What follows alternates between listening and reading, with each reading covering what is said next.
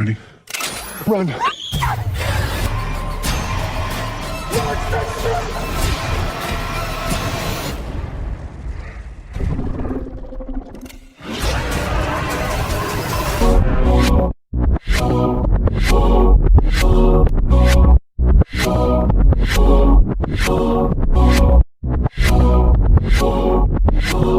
On the planet Samaris, Mills is watching his daughter Naveen play around on the beach while he explains to his wife Alia that he's accepted a 2-year exploration job.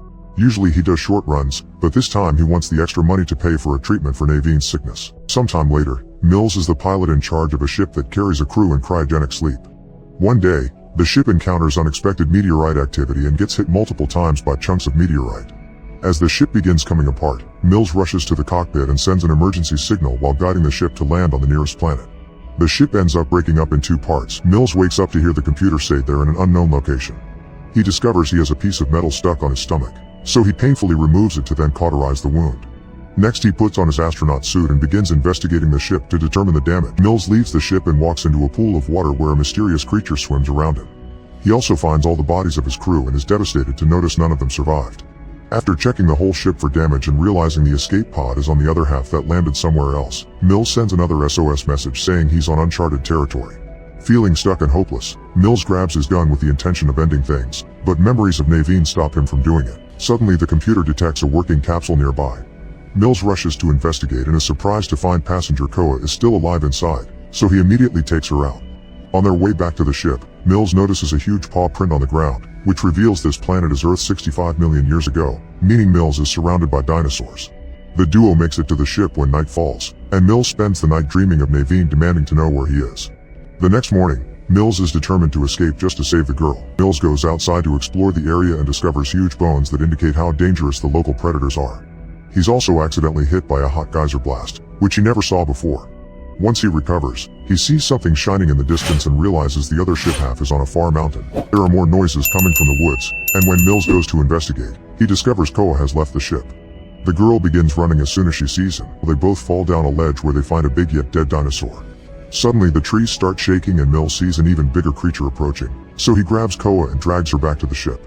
While he takes care of the wound she got when she fell, he tries to explain the situation, but it turns out they don't speak the same language and the ship's translator isn't working.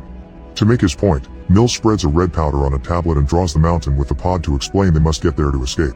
Koa joins him and draws her parents as she understands the word family. So to keep her calm, Mills lies and says her family is in the mountain too. Koa finds the recordings of Naveen.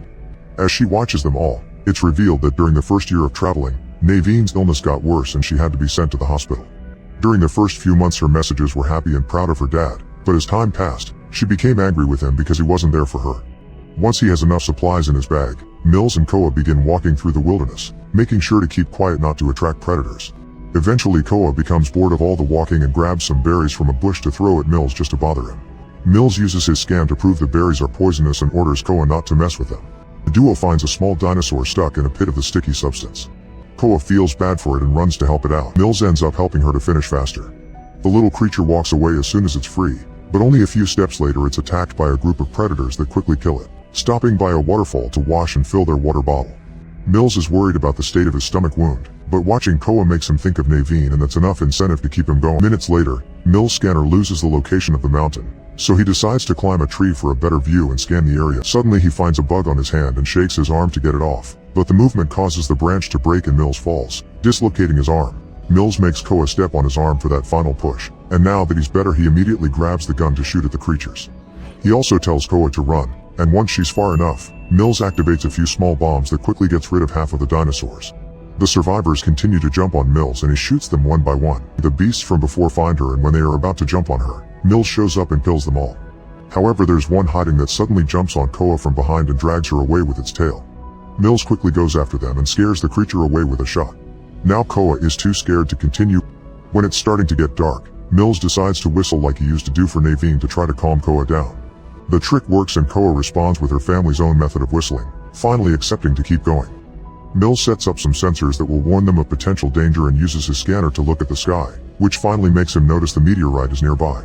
It's a small one though, so he doesn't worry. While Mills tries to sleep, he can't stop thinking about the day Alia contacted him to tell him Naveen had died in the hospital, which makes him cry. When he checks on Koa, he discovers a bug has entered her mouth and he immediately uses a tool to kill it, leaving Koa to cough out all the remains.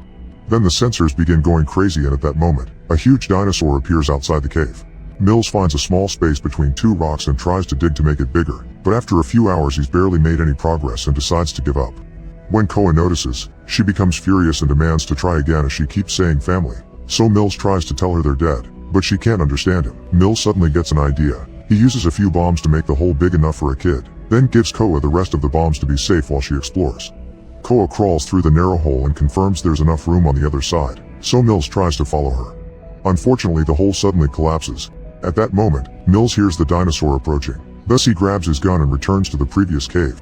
Then the beast grabs Mills and bites his arm, but Mills fights it off until he manages to reach his scanner and activates a screeching sound that hurts the dinosaur's ears. With the animal distracted, Mills retrieves his gun and kills it. Meanwhile, Koa makes it outside. She explores the forest alone and finds a huge bone that she can use as a weapon, so she wraps it up with poisonous berries and a big leaf before putting it away in the bag. Minutes later, Mills manages to leave the cave, and when he sees that a huge meteorite is coming closer, he uses his scanner to learn that the meteorite he saw before had only been a broken piece of a bigger one that will hit in a few hours, triggering a catastrophic extinction event. He immediately goes looking for Koa and hears her scream when a dinosaur approaches her. Koa rushes to hide inside a tree trunk while Mills runs in her direction, but he trips and falls right into a pit of quicksand. He tries to call for Koa. Koa hears Mills' call, so she gathers her courage and waits for the dinosaur to enter the tree trunk to throw the bombs at it before running. With the beast dead, Koa can safely reach the quicksand and bend over a tree to help Mills come out of the pit. The duo reunites with a tight hug, and then Mills explains the meteorite to Koa in order to run through the last few miles. In the evening, the duo finally makes it to the base of the mountain. They find the other half of the ship, and Mills immediately turns on the computer to confirm there's a rescue vessel coming for them. Koa goes looking for her family and eventually finds all the destroyed cryotanks, so she gets furious with Mills for the lie.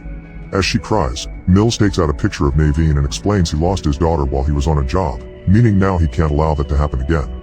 A sobbing Koa hugs Mills as he apologizes for everything. Suddenly the smaller pieces of meteorite begin falling on Earth, so Mills and Koa run to get inside the emergency pod. When Mills is about to push the launch button, a piece of meteorite hits the ship and causes the pod to fall down the mountain, knocking the duo out in the process. Koa wakes up first and quickly presses the launch button, but the computer explains it can't launch in this position. A huge dinosaur arrives and begins attacking the pod. Since the gun fell on the ground, Mills has to risk leaving the pod to retrieve it, only to discover it doesn't work. Dinosaurs suddenly surround him, so Koa grabs the Naveen tape and plays it on the scanner to create a hologram of Naveen outside the ship. Mills cries because he thinks he's getting to see his daughter one last time before his death, but it turns out the dinosaurs are tricked and attack the hologram first. Using this distraction, Mills comes out and quickly kills the first creature. Mills immediately comes after it too, and after a few well-landed shots, this dinosaur dies as well.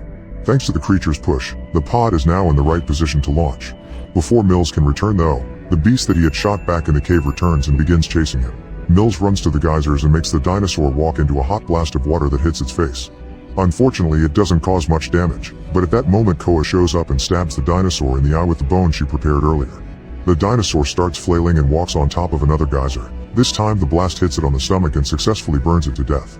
Afterward, Mills and Koa return to the pod and manage to take off right before the meteorite hits Earth, triggering the extinction of dinosaurs. When the pod leaves the atmosphere, the autopilot guides it to the meeting point where a rescue vessel will be waiting for them. Since they're going home, Mills closes his eyes and pretends he would be reuniting with Naveen soon, so Koa holds his hand to comfort him.